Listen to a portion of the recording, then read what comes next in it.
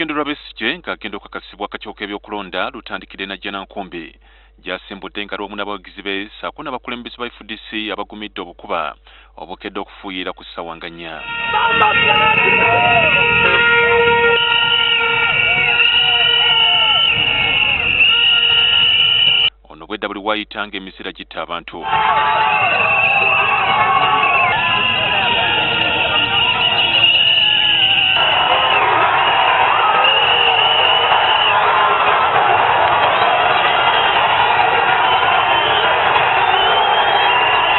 Bamuwerekedde mubaddemu aba bodaboda ssaako n'abatambuza ebigere okuva e Janankumbi okutuuka e Nambole.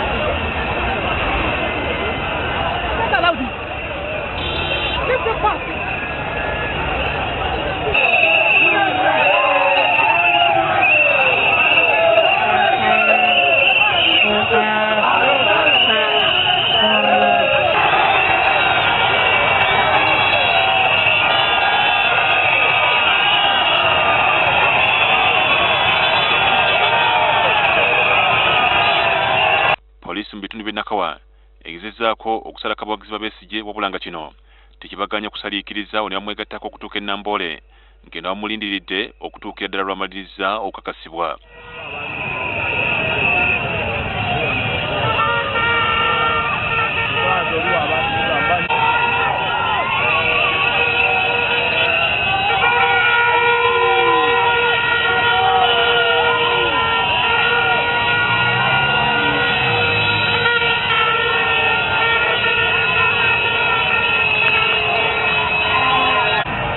Besigye olumaze okukakasibwa azze mu mmotoka ye ssaako n'abakulembeze mu FDC abalala olwo abantu abadde balindiridde wabweru w'ekisaawe ne bamwegattako okwolekera na Kivubo awabadde olukuŋŋaana.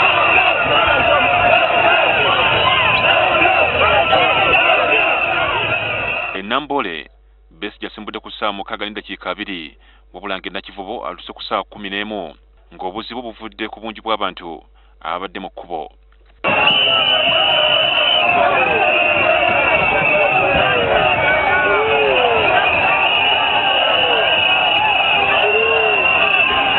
Besigye abawagizi be bazza muyimiriza ku kkubo nga bw'atuuse ekireka ayogeddeko eri abantu.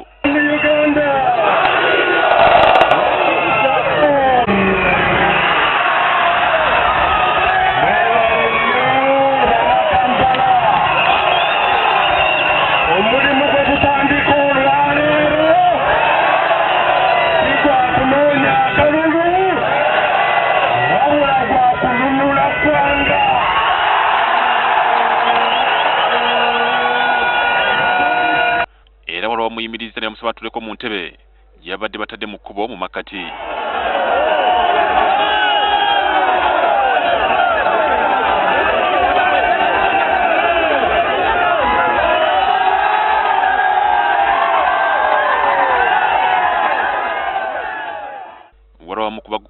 Ono bwe yeyongeddeyo ebbanda waliwo mu ku bawagizi be amuyimiriza nga bano bamusibidde entanda ya ntebe eya sofa ng'eno bagitadde ku mmotoka waggulu n'agituulamu.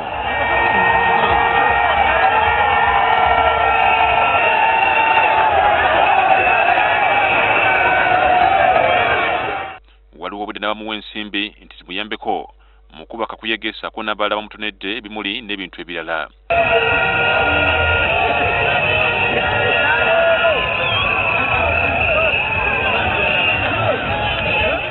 Entambula y'ebidduka esanyaladde era Besigye agenze okutuuka ku katale ka ssente bali ku ddembe ng'abantu bayitirivu era okuva akatale ka ssente bali ku ddembe okuyingira ekisaawe Nakivubo kitutte essaawa nnamba.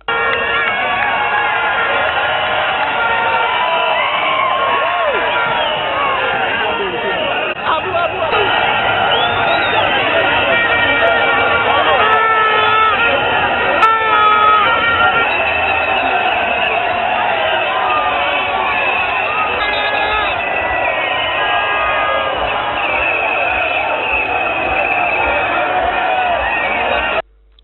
Patrick Mukasa, NTV, akawungeze.